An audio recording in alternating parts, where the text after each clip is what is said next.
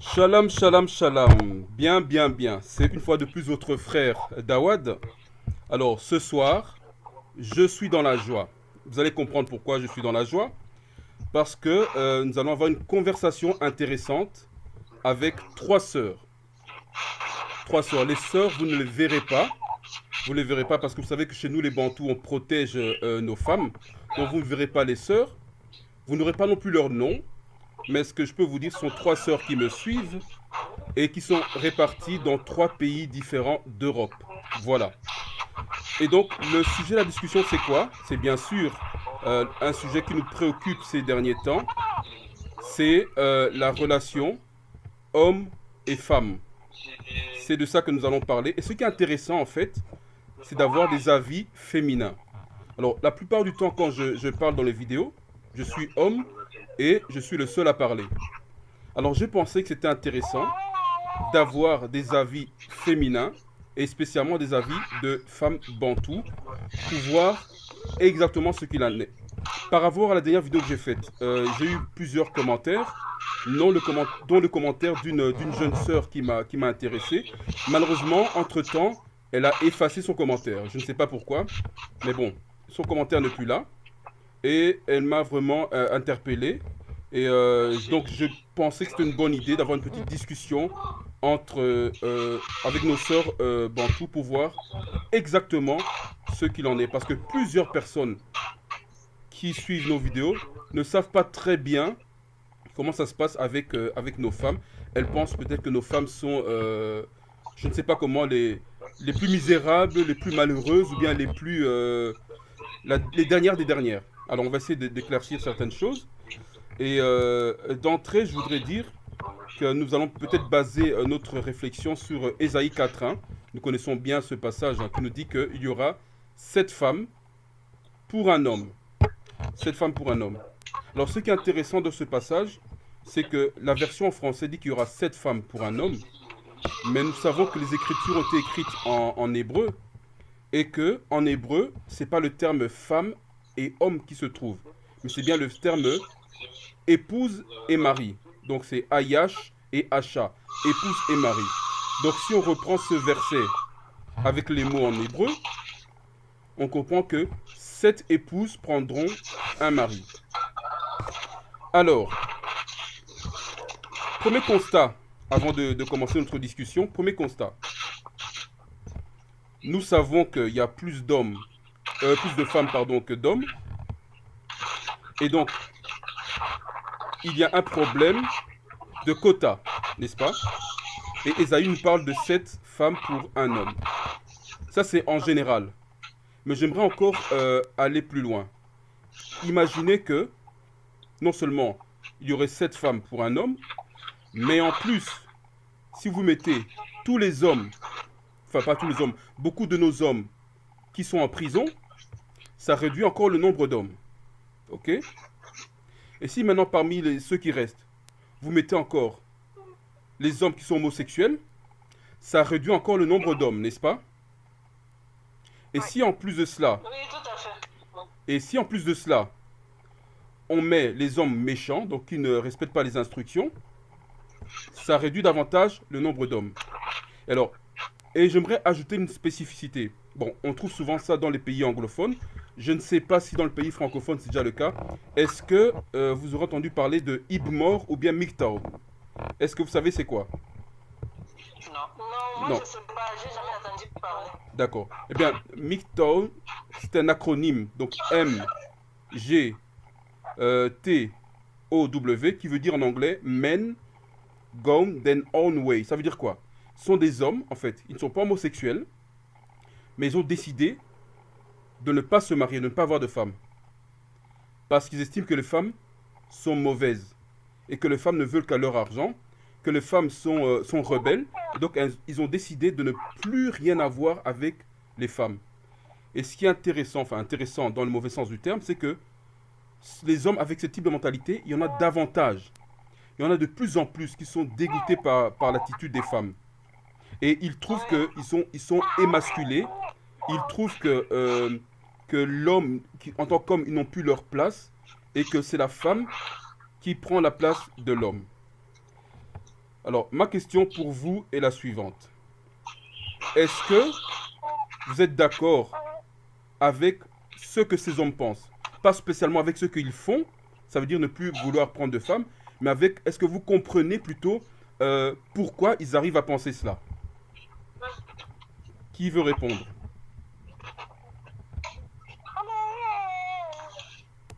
Allez, mes sœurs, du courage. Elles sont là, c'est en train d'hésiter. Moi, je vais dire les hommes qui sont dégoûtés avec les femmes là, c'est les femmes qui ne connaissent pas la parole. Hein. Mhm. C'est les femmes qui ne pratiquent pas la parole, qui ne sont pas, je peux dire, bantous, entre guillemets. C'est vrai que la société actuelle, ils mettent plus la femme en priorité, surtout. Bon, c'est normal que ces hommes-là se dégoûtent. Mais si c'est une femme bantou qui connaît la parole, qui respecte et qui pratique, je ne pense pas que l'homme se dégoûter à ce point-là. Mhm. Donc notre sœur a dit ici que elle peut trouver normal parce que la société met en œuvre, met les femmes plus en avant que les hommes. Donc elle peut trouver normal que les hommes aient cet état d'esprit. Cependant, si c'est une femme bantou ne se comporte pas comme ces femmes-là que les hommes décrivent. Est-ce que nos autres sœurs peuvent confirmer que chez les bantous, le système est différent?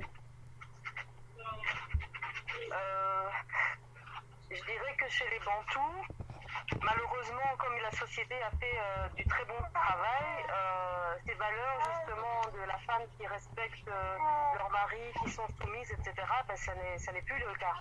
Elles sont toutes très féministes, très les femmes d'abord, je me débrouille par moi-même, etc. Donc c'est vrai que c'est l'attitude que les femmes ont maintenant qui n'a rien à voir, enfin, qui pourrait effectivement faire en sorte que ces hommes agissent comme ça, quoi. Ah oui.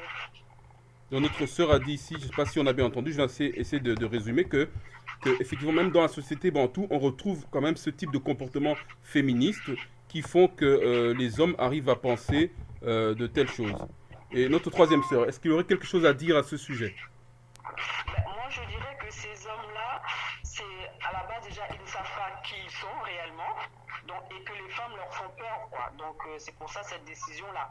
Déjà, l'identité, un homme doit connaître son identité.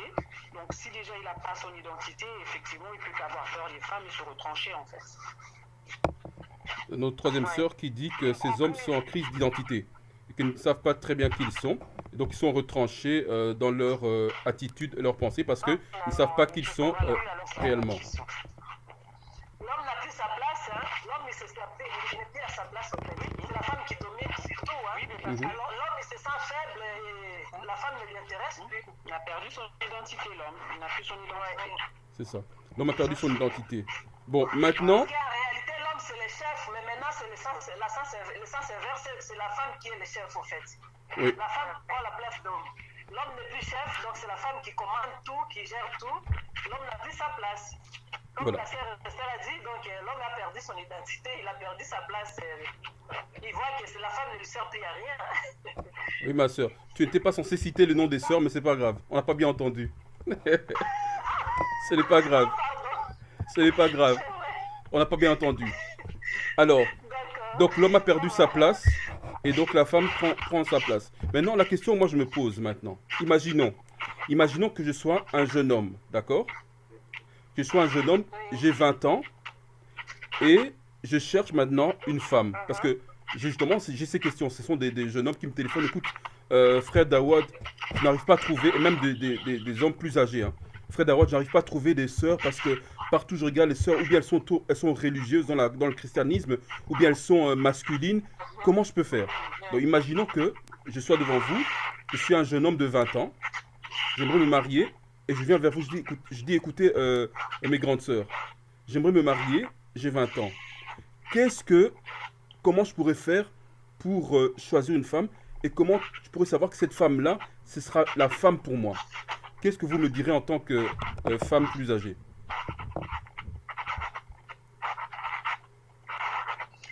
Moi, je dirais surtout la femme qui obéit à Yah, hein, qui écoute la parole, qui pratique. Parce qu'avec ce genre de femme qui connaît la parole, qui respecte, je ne pense pas qu'il y aura ce genre de problème. C'est que la société actuelle nous oblige, en fait. Donc une femme qui respecte Yah. Mais comment je pourrais voir comment je pourrais voir ça concrètement dans sa vie qu'elle respecte Ya. Parce qu'elle peut me dire très bien, elle peut me dire, ah, je respecte Ya, je crois en Ya, tout ça. Nous savons que, par exemple, si on prend le cas d'une chrétienne, une chrétienne dira qu'elle croit en Dieu. Ya pour nous. Mais comment moi je pourrais voir effectivement que cette femme-là, c'est une femme qui crée à Ya. Ah, son comportement. Son comportement, hein. Elle est soumise, déjà, elle est soumise à son autorité, qui est d'abord son père. Donc, il y a une sœur qui a dit qu'elle est soumise à son autorité, qui est son père. Oui, aussi, oui. Mais ça veut dire quoi être soumise à son père? Parce que si son père lui dit rentre à midi, rentre par exemple à 18h, ok, elle vient, rentre à 18h. Est-ce que je devais... Dans le respect de Ya, justement. Dans le respect de la Torah, bien sûr. Qu'elle respecte son père, qu'elle respecte les instructions, qu'elle est humble et qu'elle est soumise, en fait, par rapport à ce que la Torah demande. Parce que moi, je me dis, si je suis un frère, ce jeune frère, ce serait encore un peu vague pour moi. Qu'elle respecte les instructions, qu'elle soit soumise à son père. C'est un peu vague, parce qu'imaginons que, hein, je vais compliquer la tâche. Imaginons que je suis seul dans un pays avec elle et je ne la vois pas comment elle se comporte par rapport à son père. Imaginons. Nous sommes dans une cité universitaire, nous sommes là tous les deux. Je ne sais pas comment elle se comporte par rapport à son père. Je ne connais pas son père, je ne l'ai pas vu avec son père. Comment je peux le savoir?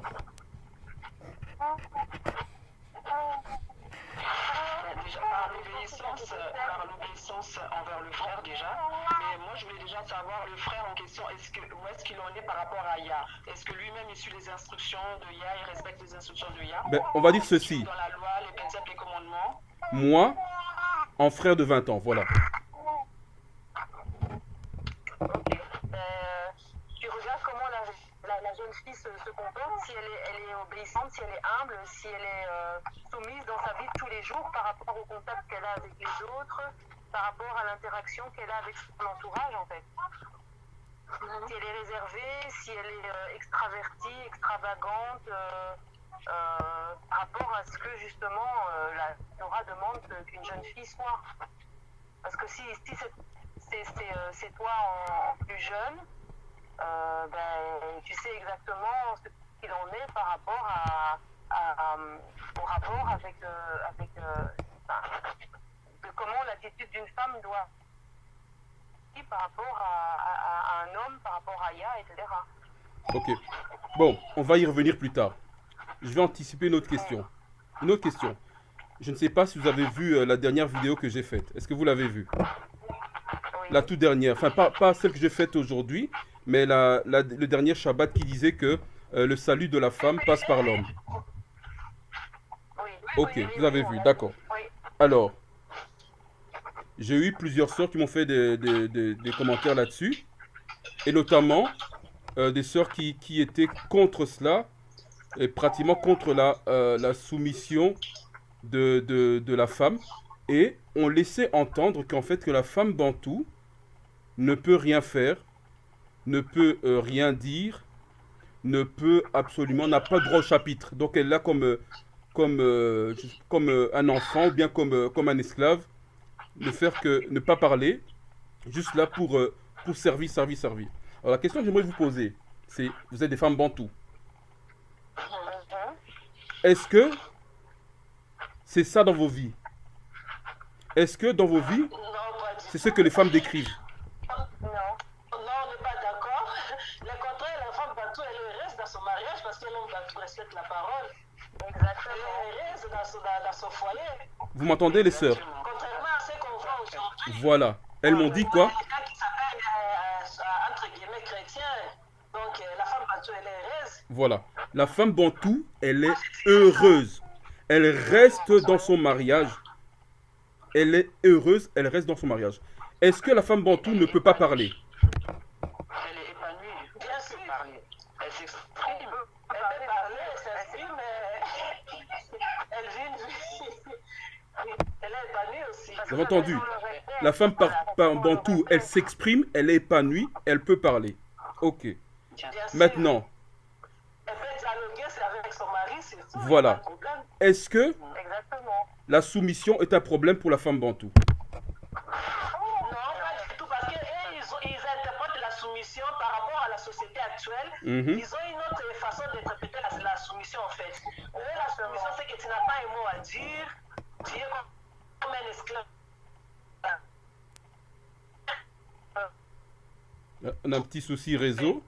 Ça va, voilà, ça revient. On les a obligés à venir, entre guillemets, les hommes. Hein. Ça n'a rien à voir. Voilà. Donc, nos sœurs disent que la soumission n'est pas un souci. Imagine en fait. Voilà, donc la soumission n'est pas un souci parce que les femmes occidentalisées ont une mauvaise interprétation de la soumission, mais une mauvaise vision de la soumission. Et que donc la soumission n'est pas une mauvaise chose. Non, pas du tout. Est-ce que la femme bantou est soumise avec joie ou bien c'est un problème pour elle? Est-ce qu'elle le fait avec joie? Bien sûr, parce qu'elle est en sécurité, c'est sa sécurité Voilà. d'obéir. Parce que l'homme qui la guide, c'est un homme de Ya, donc elle est en sécurité. elle est arrivée, elle est en sécurité. Voilà. Exactement. Mes sœurs disent que la femme bantou, elle est en sécurité quand elle se soumet parce que l'homme qui la guide est un homme de Ya. Alors, mes sœurs, est-ce que je vous ai payé pour dire tout ça? Est-ce que je vous ai menacé pour dire tout ça? Non, on n'est pas menacés. Surtout que nous sommes chacune dans un pays différent, nous ne sommes pas avec toi, donc nous sommes libres de Voilà. prier. Donc chacun dans un pays différent, j'ai menacé personne, je n'ai soudoyé personne, tout se fait naturellement, elles sont sincères et je suis sincère. En tout cas, on n'a pas été corrompus.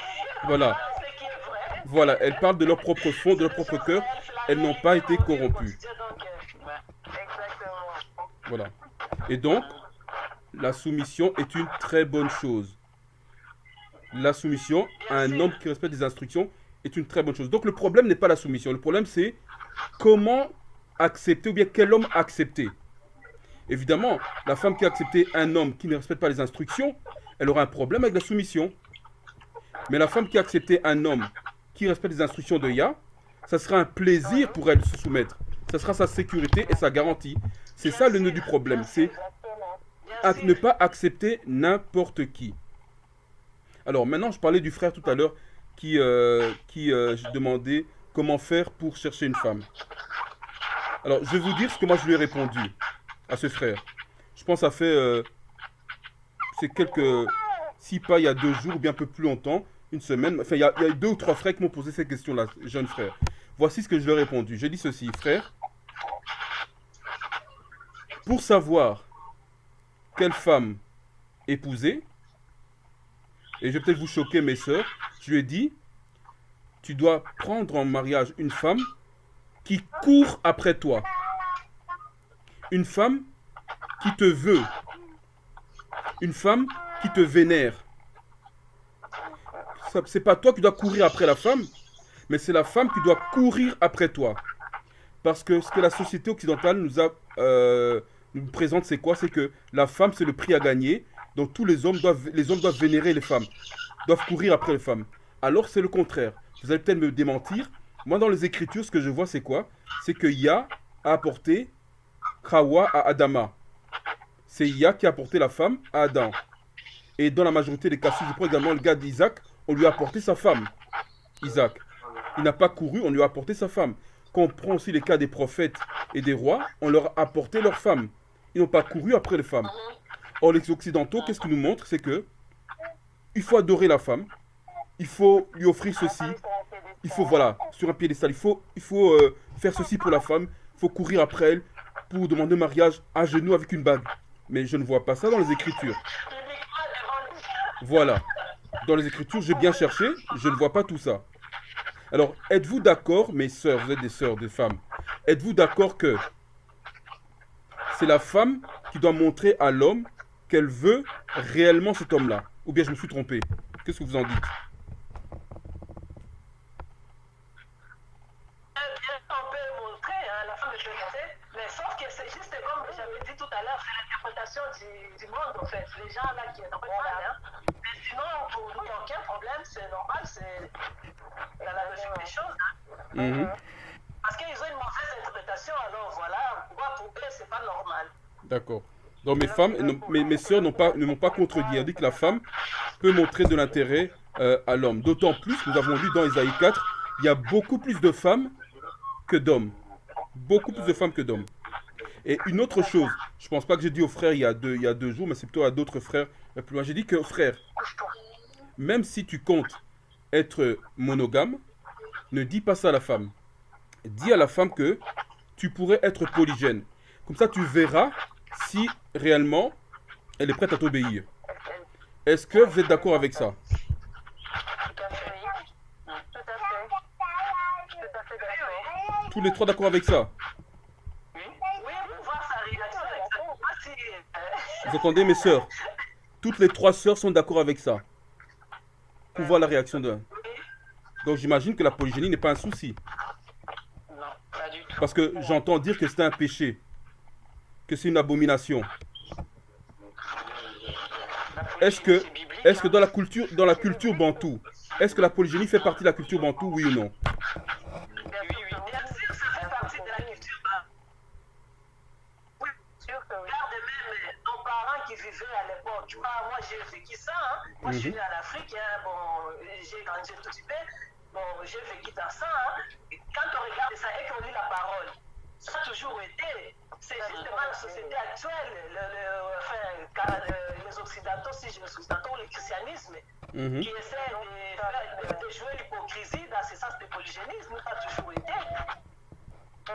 Donc notre sœur dit qu'elle est en Afrique et qu'elle a connu la polygénie. Les parents étaient encore étaient tout petit peu dans le christianisme, mais ils pratiquaient toujours ça. Voilà. Tout à fait. Donc c'est une coutume bantou, la polygénie. Mais alors pourquoi maintenant ça pose un problème? Pourquoi maintenant les femmes n'arrivent pas à s'entendre dans cette polygénie alors qu'il y a un grand nombre, plus grand nombre de femmes que d'hommes? Et ici je précise que c'est pas tous les hommes qui doivent être polygènes. C'est un choix personnel. Donc certains seront célibataires, d'autres monogames et d'autres polygènes. C'est un choix personnel. Mais comment se fait-il alors que actuellement les femmes ont un souci avec ça? Pourquoi? Parce que la société actuelle veut qu'il y a égalité hommes et femmes, alors qu'on ne peut jamais mettre l'homme et la femme au même point d'égalité. Jamais. Hein. Donc, c'est ça le problème. C'est l'hypocrisie de la société. Hein. L'homme te trompe, tu quittes, la femme te trompe, tu quittes, soit disant trompé. Voilà. Il change de mari à mari au moins 4 ou 5 fois mariage parce que l'autre a trompé. Voilà, c'est l'hypocrisie. Mmh. Voilà. C'est l'hypocrisie. Et c'est pas moi qui ai dit ça, hein, ce sont les sœurs qui parlent. Voilà. Et la sœur a dit quoi? Il divorce Que parce l'homme... chaque mois, le mariage, 3 mois après le mariage, je divorce parce que lui m'a trompé, l'autre aussi m'a trompé, l'autre m'a trompé. C'est l'hypocrisie de la société. Voilà. Et la sœur me dit que l'homme est au-dessus de la femme. C'est pas moi qui ai dit ça. C'est pas Dawad. C'est l'une des sœurs qui a dit ça. Et je lui ai pas donné un seul centime. C'est pas moi. Ce sont les sœurs qui parlent. Moi, je ne fais que poser des questions. Vous voyez? Ce sont les sœurs qui parlent. Ce sont les sœurs qui font la vidéo. C'est pas moi. C'est pas Dawad. Ce sont les sœurs des femmes bantoues dignes de ce nom. Et donc, c'est la société qui fait cela que les femmes ont un souci avec la polygénie. Alors, qu'est-ce que je pourrais encore dire? Parce qu'on a plus de 20 minutes déjà. On approche 30 minutes. On va essayer de ne pas trop longtemps garder cette vidéo. Ça, je peux vous libérer. S'il faut, il y aura d'autres vidéos dans ce genre-là. Parce que je trouve que c'est très dynamique que les sœurs puissent également s'exprimer. Alors, maintenant, vous avez donné des conseils aux jeunes hommes. Imaginons qu'il y ait une jeune fille qui est là, qui aimerait demander conseil. Dit voilà, je suis intéressé par tel homme, mais malheureusement, il a déjà une femme. Qu'est-ce que vous conseillerez? Si la jeune fille est intéressée, que l'homme aussi est intéressé, il n'y a pas de problème. Mais il a déjà une femme.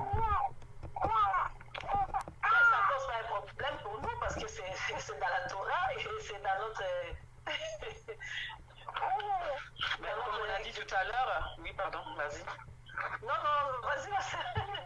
Comme on a dit tout à l'heure, la sœur, elle doit se rapprocher du frère gentiment et faire connaissance avec le frère. Mmh. Se présenter au frère. Et puis ensuite, elle verra ce qu'il en sera du frère, la décision du frère, s'il accepte ou pas. Mmh. Donc elle peut faire sans souci. Il n'y a pas de problème. Hein. D'accord. Ok. Mais écoutez, la culture bantou, c'est une culture particulière. En fait, quand je dis la culture bantou, c'est bien sûr la culture biblique. Et justement, notre prochaine rencontre de Shabbat qui aura lieu au mois de décembre avec nos frères de France. Nous parlerons de la culture bantoue. Nous allons essayer d'expliquer certaines choses parce que j'ai constaté au fait que beaucoup de nos frères ne savent pas très bien c'est quoi la culture bantoue, comment une femme se comporte dans la culture bantoue, comment un homme se comporte dans la culture bantoue, comment les enfants se comportent dans la culture bantoue. Donc tout ce type de relations-là, on va essayer d'en parler. J'espère que ça pourra aider chacun de nous à pouvoir trouver sa place parce que tout est fonctionnel. Que l'homme ait sa fonction, la femme sa fonction et les enfants leur fonction. Alors, est-ce que vous aurez des choses que vous aurez voulu dire que j'ai peut-être pas, auxquelles je n'ai peut-être pas pensé? Je crois que tout a été dit. Moi, je veux juste dire aux sœurs Bantou qui ne sont pas encore profondément dans la Torah, de ne pas avoir peur de la soumission, femme, soyez soumise. Qui ne puissent pas avoir peur de ça. La femme Bantou, elle est heureuse dans son mariage et la polygénie, c'est dans notre culture. En fait, comme on dit, c'est dans la Torah. Mais c'est pas coutumier comme la société appelle aujourd'hui. Hein. Quand on dit coutumier, culture, c'est un peu comme la société voit aujourd'hui. Nous, ça n'a rien à voir. Qu'ils ne puissent pas avoir peur de cela. Donc, on est heureuse. La femme Bantou, elle est heureuse. Surtout quand son mari la Torah, il n'y a pas de problème. Mais en général, nos maris, quand ils sont déjà bien, ça veut dire qu'ils respectent la parole. Donc, il n'y a pas de problème. Voilà, donc la femme Moutou, elle est heureuse. Effectivement, la soumission, c'est juste le mot qui fait peur, comme a dit la sœur. C'est vraiment le service et la femme, elle est au service de son mari. Et c'est un plaisir pour la femme de servir son mari. Donc, voilà. Voilà. Donc, la femme Bantou sert son mari avec plaisir. Elle est soumise avec plaisir, elle est heureuse. Alors, mes sœurs, est-ce que vous êtes mariées? Vous avez des enfants, vous êtes mariées? Mes sœurs rigolent. Vous avez toutes des enfants? Oui, mariés, des enfants. D'accord. Et donc, est-ce que j'ai l'autorisation de vos maris? Oui, bien sûr. Parce qu'il faut l'autorisation, bien sûr. Il faut l'autorisation. Tout est fait dans l'ordre. Vous voyez, la structure de famille Bantou, tout est fait dans l'ordre. On fait les choses avec ordre et avec respect. Voilà. En tout cas, je vous remercie pour votre courage. Donc, comme je disais, il y a 1840 personnes qui vont vous regarder et vous écouter. Mais bon, vous êtes derrière la caméra, donc ça pose pas de soucis. En tout cas, merci pour votre disponibilité. Et on dit à tous les Bantous, Shalawam. Shalom.